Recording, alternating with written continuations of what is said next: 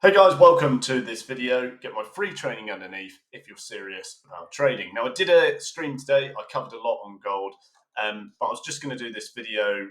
Comes off from my last editor's pick on gold, where I did a big tech and fundamental analysis. So I'm going to roll through gold and what to look at now, because in a very steep falling market in which you've had 1, 2, 3, 4, 5, 6, 7, 8, 9, 10, 11, 12, 13, you're on about day 14 of extreme down move off from these key moving averages, your 20, 40, 100 and 200.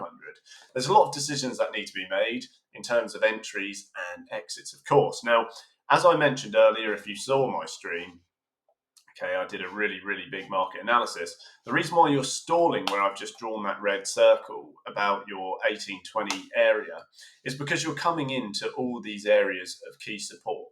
Now, if you're looking at a chart like that and you can't see that, you won't know these things and you won't know where the market may bounce. Okay, so it's really important, first of all, to understand that you need to use those long-term market views. You need to use those long-term time frames, because they really tell you a great story. And you'll miss a lot if you don't use them. So that's why you're stalling now. Now, there are levels that haven't actually been hit yet, but are very close to being there, and they exist just over 1800. Okay, so as I've updated my other editors pick post, you can go and watch it. I'll put it underneath. There is your key support coming along. Now, key support on higher time frames is always very valid, and because you haven't seen much of a push yet, and you're only really going sideways, it wouldn't entirely shock me if you do end up just trickling down just under your previous low. Probably catch a lot of people out in the market who aren't aware of this. But I think you'll just, you may just go slightly over 1800 before you start to see a move back.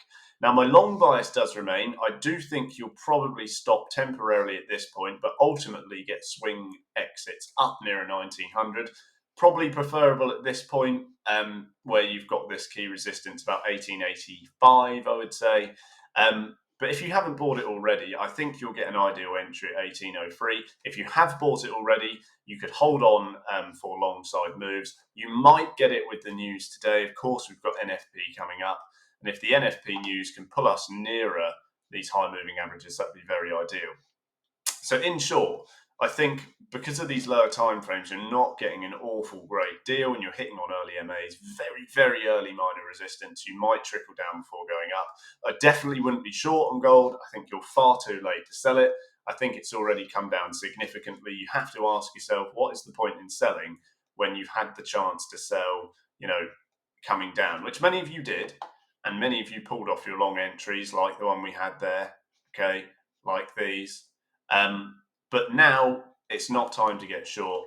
You are getting a little bit of a push, but it's not looking incredibly convincing. I know some of you entered slightly higher, and I would hold those for swing longs to the upside, in line with key position sizing rules, having your position size correct for every single stage of the market. Okay, when the price is low, you don't go crazy. You have a maximum set cap on your size, so you don't over leverage. I hope that helps, guys. Quick rundown there pre-NFP. I'll see you post news. See you there.